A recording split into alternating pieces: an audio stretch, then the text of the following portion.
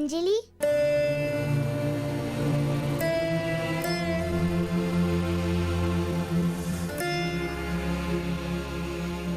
அஞ்சலி கண்ணை திறந்து பாருங்க அஞ்சலி. உங்களை பார்க்க அப்பா, தேக்காண்டி, கீதா அத்தை எல்லாரும் வந்திருக்காங்க.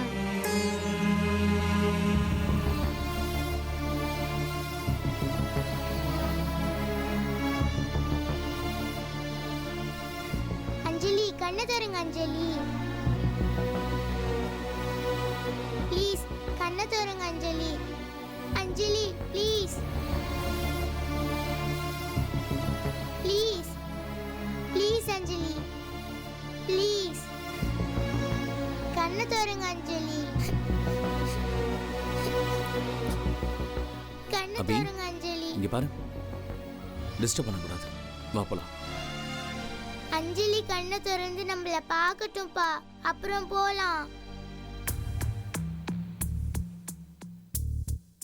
ப்ளீஸ் பா, அஞ்சலி கண்ணை திறந்து பார்த்து என்ன அபின்னு ஒரு தடவை கூப்பிட்டும்பா, அப்புறம் போலாம்ப்பா. ப்ளீஸ் பா.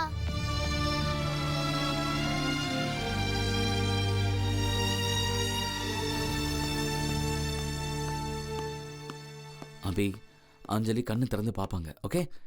உன்னை அபின்னு கூப்பிடுவாங்க, சரியா? வா போலாம். கூப்பிட மாட்டாங்க.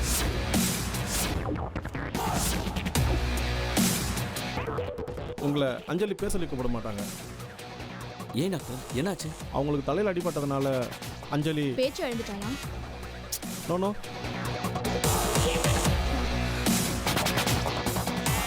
அப்புறம் என்ன டாக்டர் ஆச்சு? கண்ணு போச்சா இல்லை காது போச்சு? பழைய ஞாபகங்கள் போயிடுச்சு.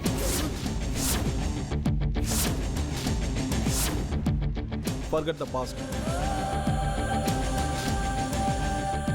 அவங்களுக்கு அவங்க பேர் அஞ்சலின்னு கூட ஞாபகம் இருக்காது.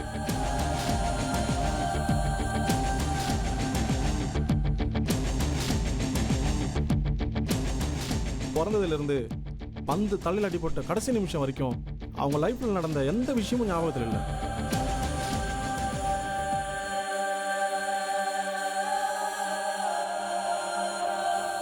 அவங்க மெமரி மொத்தமாக எரேஸ் ஆகி அவங்க மைண்ட் எம்டி ஆயிடுச்சு.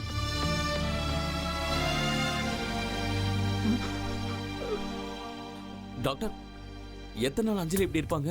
ஐ டோன்ட் நோ, சொல்ல முடியாது. அவங்களோட காணாமல் போன ஞாபகங்கள் ஒரு நாளில் வரலாம், ஒரு மாதத்தில் வரலாம், ஒரு வருஷம் கூட ஆகலாம், ஏன் 10 வருஷம் கூட ஆகலாம். பழைய ஞாபகங்கள் திரும்பி வராமல் கூட போகலாம்.